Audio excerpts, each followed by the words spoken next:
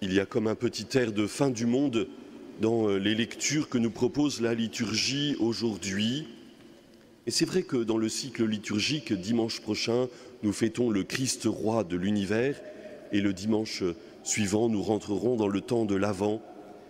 Il y a comme quelque chose que veut nous donner à goûter la liturgie de ce temps qui est peut-être la fin. Mais ne nous y trompons pas. Dans ces lectures qui ont un goût d'apocalypse, le mot apocalypse a une signification bien particulière. Il ne signifie pas effondrement de toute chose, mais plutôt révélation de Dieu. Et la Bible nous raconte au cœur des tribulations, au cœur des difficultés et des souffrances, la révélation de l'amour de Dieu. Le style apocalyptique que Daniel reprend est caractérisé par une sorte de prophétie donnée au futur, comme Jésus quand il insiste ainsi sur le jugement à la fin des temps. Mais cette manière de parler vient plutôt dire quelque chose du présent. Et nous savons, le livre de l'Apocalypse qui clôture la Bible n'est pas une prédication des fins des temps, mais la révélation de la présence de Dieu au cours des persécutions que nous pouvons vivre dès maintenant. Saint Jean écrit son livre pour des chrétiens qui vivent la persécution et qui ont à vivre la fidélité au Seigneur au cœur de difficultés et de choix quelquefois difficiles. De même, Daniel écrit aussi à des Juifs qui connaissent la persécution. Nous sommes environ 150 ans avant Jésus-Christ et Israël a été envahi par les Grecs. Alexandre le Grand a envahi l'est du bassin méditerranéen jusqu'à la Perse au IVe siècle avant Jésus-Christ. Et au moment du prophète Daniel, c'est le roi Antiochus Épiphane qui règne sur cette région. Épiphane, nous pouvons entendre aussi le mot épiphanie. Épiphane veut dire révélation, révélation ou manifestation de Dieu. Et Antiochus, tout simplement, se réclame comme manifestation de Dieu. Il se prend pour Dieu lui-même et exige que les habitants de son territoire lui rendent un culte. Il a même désacralisé le temple de Jérusalem et exigé qu'on offre pour lui des sacrifices. Les Juifs sont donc invités ou obligés ainsi de se tourner vers Antiochus. Mais certains résistent, certains rejettent ainsi ce culte au roi Antiochus Épiphane. Et ils vont connaître, certains, la persécution et la mort.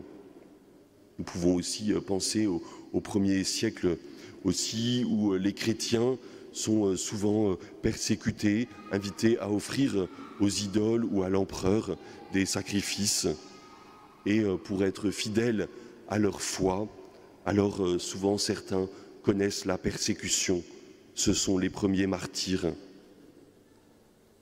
Antiochus Épiphane, ainsi dans sa folie de à la fois se prétendre pour Dieu et d'obliger chacun à offrir un sacrifice, persécute ceux qui s'opposent à lui. Daniel, en écrivant ainsi son livre comme une prophétie au futur de cette présence de Dieu, vient plutôt rappeler que dans ce temps de persécution, Dieu est fidèle. Et d'abord, il invite à voir justement le chef des anges, Michel. Michel qui signifie Dieu avec nous, face à Antiochus qui se manifeste comme celui qui est Dieu. Daniel vient inviter à regarder le Seigneur qui envoie son ange, Dieu avec nous, Dieu qui se manifeste, Dieu qui est celui qui est comme Dieu. Michel, celui qui est comme Dieu et qui vient exprimer ainsi cet amour du Seigneur qui est présent même au cœur des persécutions. Il y aura à l'époque de Daniel, donc 150 ans avant la naissance du Christ, toute une réflexion sur justement l'immortalité de l'âme et que Dieu qui est fidèle ne peut pas abandonner ceux qui donnent sa vie par fidélité au Seigneur. C'est ce que dit Daniel. Ainsi, les uns iront dans la déchéance éternelle et les autres s'éveilleront pour la vie éternelle. C'est ce que dit aussi le psalmiste dans ce psaume que nous avons entendu. « Tu ne peux m'abandonner à la mort, ni laisser ton ami voir la corruption. » L'Épître aux Hébreux reprend d'ailleurs ce jugement de Dieu qui vient sacrifier, qui vient s'offrir pour nous libérer, et c'est le pardon qui est accordé. Or, quand le pardon est accordé, on n'offre plus de sacrifice pour le péché. Le Seigneur offre son pardon. Le Seigneur est fidèle et nous accompagne chaque jour. Jésus invitant alors aussi chacun à regarder peut-être ce que nous pouvons vivre comme détresse, comme difficulté, et dire que le Fils de l'homme est avec nous. Sachez que le Fils de l'homme est proche, à votre porte. Et l'auteur de l'Apocalypse dira aussi, il se tient à la porte et il frappe. Tu peux ouvrir la porte de ton cœur et l'inviter à demeurer avec toi. Les paroles du Seigneur ne passeront pas. Oui, frères et sœurs, ces textes aussi s'adressent aussi aujourd'hui à nous. Nous voyons bien aussi les difficultés et les guerres et les violences qui continuent d'envahir notre monde, et même la pauvreté qui est bientôt présente. Aujourd'hui, nous fêtons, ou plutôt nous sommes invités à l'invitation du pape à cette journée mondiale des pauvres, à être attentifs à cette détresse de ceux qui sont à côté de nous. Mais au cœur de cela, le Seigneur est présent. Son amour continue de se manifester pour nous. Et c'est ce que nous devons regarder, c'est ce que nous devons accueillir aujourd'hui. Et nous devons alors aussi, comme le Seigneur, être fidèles dans notre choix, avancer dans l'amour avec confiance, ne pas perdre l'espérance. Le combat est présent. Choisissons le Seigneur, c'est lui qui est vainqueur. Que face aux détresses de ce monde, nous choisissions le Seigneur qui est avec nous et qui choisit d'aimer chaque jour.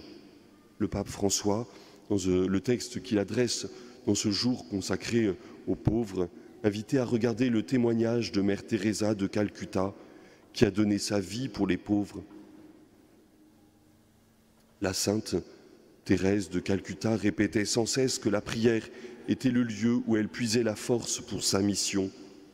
Lors de son intervention à l'ONU en octobre 85, elle a déclaré « Je ne suis qu'une pauvre religieuse qui prie. En priant, Jésus met son amour dans mon cœur et je vais le donner à tous les pauvres que je rencontre. Vous aussi, priez, priez, et les yeux s'ouvriront et le cœur se remplira d'amour. » Oui, nous aussi, face à certaines détresses et à certaines situations qui pourraient prendre trop de place dans notre cœur, laissons le Seigneur nous donner son amour, qu'il nous renouvelle. Prions, prions, et nos yeux s'ouvriront, prions, et nos cœurs se rempliront de l'amour du Seigneur. Oui, frères et sœurs, tenons-nous éveillés. Le Seigneur est avec nous. Le Seigneur ne nous laisse pas dans la détresse. Il nous aime. Le baptême de cet enfant aujourd'hui nous redit que Dieu est présent et qu'il se donne aussi pour nous, mais que nous avons à l'accueillir, à lui dire oui, aujourd'hui et toujours. Amen.